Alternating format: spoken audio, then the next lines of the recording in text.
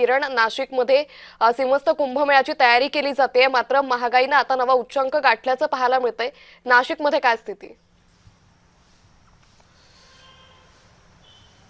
अंकिता, खरं तर काल रात्रीपासून नाशिकमध्ये सुद्धा पेट्रोल आणि डिझेलचे हे दर वाढलेले आहेत। नाशिकमधलं जर आपण विचार केला तर पेट्रोल 3 रुपये आणि डिझेल 3 रुपये अशा पद्धतीने हे दर वाढल्याचं आपल्याला बघायला मिळतो। डिझेलचे दर आता 107 रुपयेपर्यंत पोहोचलेले आहेत आणि पेट्रोलचे दर हे जवळपास 94 रुपयेपर्यंत एकूणच पोहोचल्याने नाशिककर कुठेतरी नाराजी व्यक्त हे करताना आपल्याला बघायला मिळतोय। एकीकडे महागाई वाढत असताना आता पेट्रोल आणि डिझेलचे दर सुद्धा वाढल्याने आणखीन महागाई वाढेल अशा पद्धतीचं भीती व्यक्त होताना आपल्याला बघायला मिळतोय आणि त्यामुळेच वेळी सरकारने या सगळ्या गोष्टींमध्ये हस्तक्षेप करून ही महागाई आणि डिझेल आणि पेट्रोलचे दर कमी करावी अशा पद्धतीची एक मागणी नाशिकमध्ये नाशिककर करत आहेत। मागच्या काही दिवसांआधीच आपल्या देशाचे पंतप्रधान नरेंद्र मोदी यांनी डिझेल आणि पेट्रोलचे कमीत कमी वापर हे करा अशा पद्धतीचं आवाहन केलेलं होतं आणि त्याच वेळेस अंदाज आलेला होतं की पेट्रोल आणि डिझेलचे दर वाढतील आणि ते अपेक्षितप्रमाणे काल रात्रीपासून हे डिझेल आणि पेट्रोलचे दर वाढलेले आहेत आणि याचा जो फटका आहे तो सर्वसामान्यांसोबतच शेतकऱ्यांना सुद्धा मोठ्या प्रमाणात बसेल अशा पद्धतीचं भीती एकूणच व्यक्त होत आहे। कारण नाशिक जिल्ह्यामध्ये मोठ्या प्रमाणात